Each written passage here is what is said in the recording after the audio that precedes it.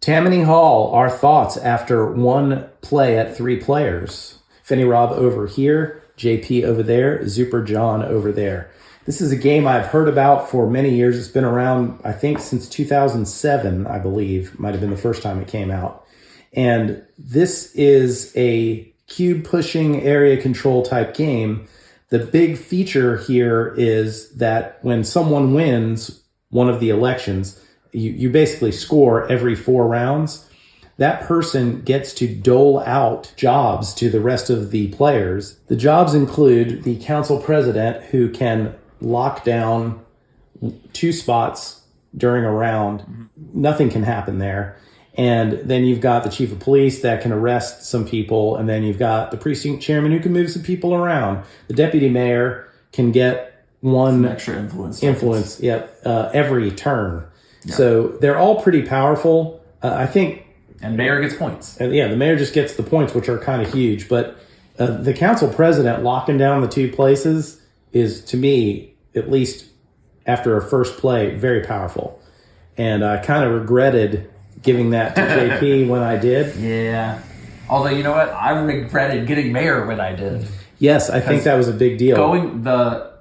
The mayor getting those 3 points. I think winning mayor on the last round is great, but having that second or third play and being able to react to things can create a way bigger swing. I'm pretty sure whoever was last player, at least 3 of the 4 rounds cleaned up the following round, like absolutely leapt forward in points. Yeah, I think this is one of those games that falls into a very simple, really, rules-wise, area control game. Not a lot of rules here, very easy to pick up. But I do think it's one of those games that over the course of time playing, if we were to play this game over and over again, we would have the little nuances of the timing like you're talking about. You want to be the mayor and you take points where you can get them, I think, because at the end of the day, there's too many moving parts for you to lock down an exact thing. Well, yeah. I mean, you might be able to go for 1 or 2 things and really have a shot at that, like having the most of a particular faction at the end of a round and getting extra influence. But if you're going for some grand strategy where you're trying to lock everything down, I think there's too much chaos for that to be satisfactory. Now, I think the game is probably designed like that, and this reminds me of El Grande very much. I've seen comparisons to it. JP's played that one. John has not. And I do think there are a lot of similarities. This one feels grittier to me, and the theme a little bit stronger here, because it does feel like you are manipulating people in the neighborhood. Sure. It has sort of a gritty, it feels dirty to me. I don't know why. Gangs in New York. Yeah, it does. It's exactly. And I think that's a comparison that people have made to the theme of this. Yeah. So I like these kinds of games, but they are super stressful. And I do think this is another one of those games that if you have people that don't mind having their feelings hurt, and you set this up in like a retreat or a game weekend or up in the mountains with a few beers, this could be very rowdy and fun. Guys, what do you think? Super John. So I'll say one of the things I like about the game is the balance they give on the rule design for 3, 4, and 5 players. Mm-hmm. With 3 players, you're forced to battle immediately. With 4 players, you got more play, but they give you a little more space, but you're forced to battle. 5 players, you got more space, but there's more people taking turns. So the way it forces you into those difficult choices. So that's a good design. There is a good balance in terms of do I want to get my influence tokens now? How do I move my population versus later? I think what we saw was if you'll watch our playthrough, which is linked in the corner there. It'll also be at the end of this video. Finney Rob, I think in this election, Finney Rob got a bunch of tokens, so now nobody wanted to take him on in a battle in an election. And these 2, so some strategic moves, various things you can do. So it's a well-balanced game. You're forcing the conflict. You cannot turtle up and hide. Mm-hmm. You can attempt to do certain things, but the game gives you mechanisms like the slander, things like that, to where you've always got a way to unseat someone who's in the territory, unless it's locked down, of course. Yeah. But only one person can do that lockdown. You can only do it to 2 territories, so you're always vulnerable and you're always in the fight. Yeah. Well said. JP, what do you think? I agree. I'm curious to see, having been the victim of it in this last round, I would be curious to see how bad that catch-up mechanic seems to be. It does seem to literally be a catch-up mechanic. Yeah. It's the blue shell in Mario Kart. Yeah, because almost always in that playthrough, whoever won Mayor that next round got absolutely slammed one way or another. I'm not saying that's a bad thing necessarily about the game. It keeps it tight. It keeps it a fight the whole way. It's not like someone's going to run away with it in round one and there's nothing you can do to catch up, which I was worried was going to be the case, especially since, it seems at the beginning it's a rich get richer situation because you make this big fight, you bid all your chips, you'll lose that bid, your people come off the board and it's like, well, I'm out of that race. But in the end, they only have one person left behind, and there's so many things you can do to now knock that guy out. That's a good point. At the end of an election, the board it's competitive again. You're not running ahead with the board. Even if someone has 4 or 5 zones, and you feel like I only have got 1 of 2, there are instantly things you can do to start taking ground back, which is good. But coming into this last round as mayor I don't know that there was anything I could have done different, and absolutely got hosed in that final round. I would venture to say, offer, even though this game I've only played the one time, but this is a lot like other games that I've played many more times. It reminds me a lot of Clockwork Wars, which if you've watched our channel at all, you'll hear myself and Evil Jeff talking about it all the time. And we actually do we all play that together? I've never played that game. Played it. So John played it. It reminds me of that game because if you're too far in front, and frankly, Twilight Imperium, which is a way longer game, has the same sort of mechanic in it, that if you're too far out in front, it looks like you're about to win, everyone's going to be trying to bring you back down. The key to those games, in my experience, is to find the sweet spot where, for instance, with the mayor thing you're talking about, if you could afford to give up the 3 points, it might be better to come in second place. Yeah, in this election, coming in second or third, making sure that you've got extra actions and powers. By me taking the big move when I did, even though I really wasn't even intending to get that many points the round I got them, is that I knew I was going to get beat up in the next round. So I did everything I could to secure as many points as I could guarantee myself getting. Yeah. So that I could mitigate and put myself in a position where I knew we were all going to be back together in the last round.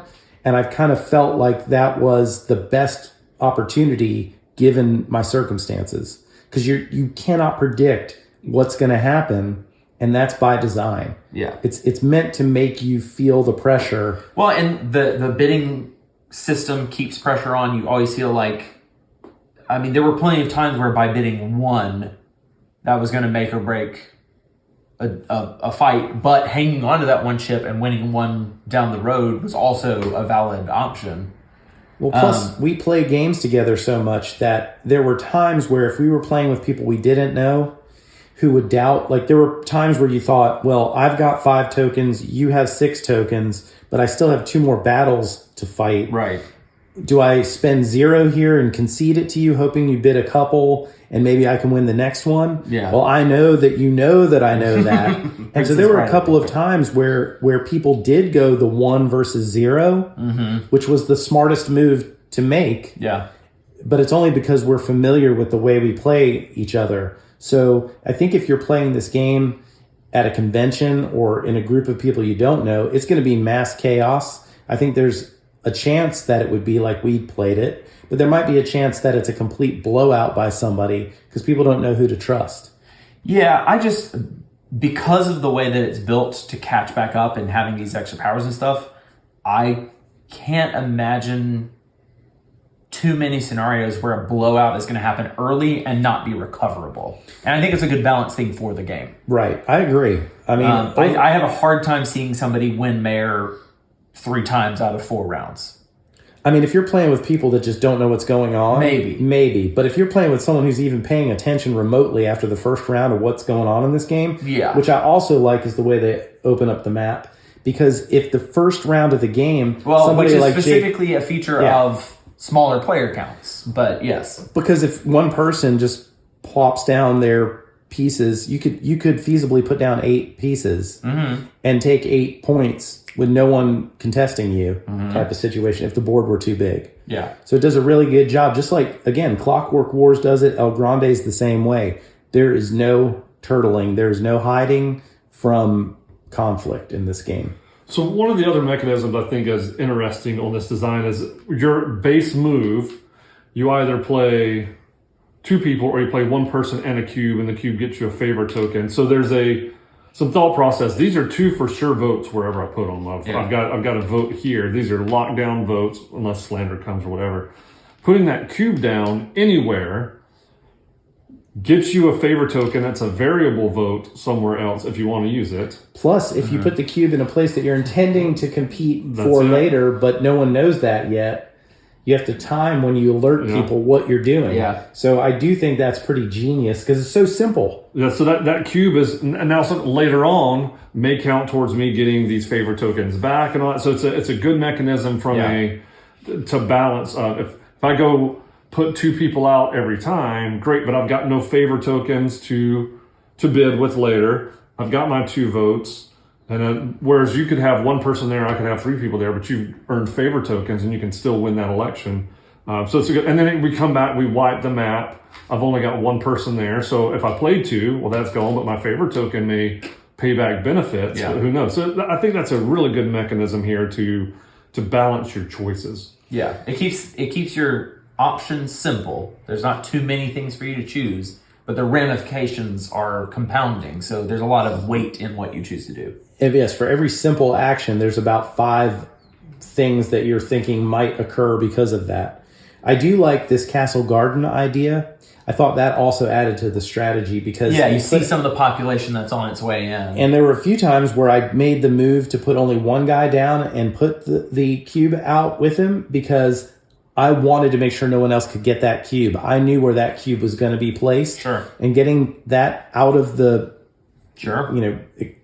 equation helps you. Now, if there were a couple of times because where I was in the round, it was empty when it was the beginning of my turn, so it got refilled. Yeah, it's blind and then draw. because there was at one point where there was only 1 Italian cube on the board, you arrested him, and then the very next turn, 4 of them came out, and I was the one who had only the only one who had influence over the Italian, and that helped me when that came out. And I thought that was just kind of cool because it really is a chaotic situation by intention. Yeah. And I'm going to say, sort of in relation to that, having played this and El Grande, I would personally probably choose to play this over El Grande almost exclusively on theming.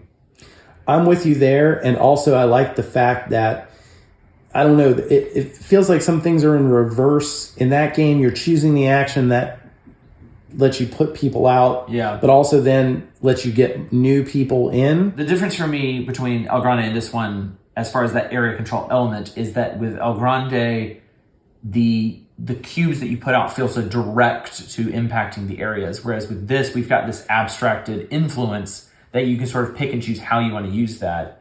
And I think that makes for more interesting control, because you may have numbers somewhere in cubes, but choose to use your vote somewhere else because of these other reasons, as opposed to feeling so locked into the cubes. And plus, I mean, again, love New York, lived in New York, so seeing the map looks interesting. It looks antique-y and cool. You know what sort of time period we're dealing with here, the nationality of the immigrants all coming in and zoning around. It felt much more flavorful. And again, I'm not from España. But again, it's not as relatable to me. It is very relatable to me. But this is. My family came to New York from Italy. Yeah. And I've heard stories about these types of interactions between the different immigrant populations. Sure. So Sure, and the fact that it's politics, but it's kind of dirty politics. right, the whole fact that thing, it's, and the cop walking around, just arresting the people. powers all feel like real, but also a little everything's shady towards you winning. You know and the what I mean? mayor's like, I got my cut. The rest of you get the scraps and fight it out, and I'll just watch. Yeah, I mean, all of that for me makes a more flavor-filled version of this kind of game. And I think there's lots of other things that do area control, but this one has a lot of, like, it feels like you are doing this. I like El Grande. I think it's a classic, and it's, does everything this game does in some way or another. But I agree with you that this one feels more up my alley. This feels more thematic. It really, it just really does. John, you have no thoughts about New York or immigration, do you? I don't care for either one. So there you have it. That's our thoughts about Tammany Hall after one play. Great design. Thank you, Doug Eckert, for this. Tammany Hall. Thank you for watching. Please like this video, subscribe to the channel.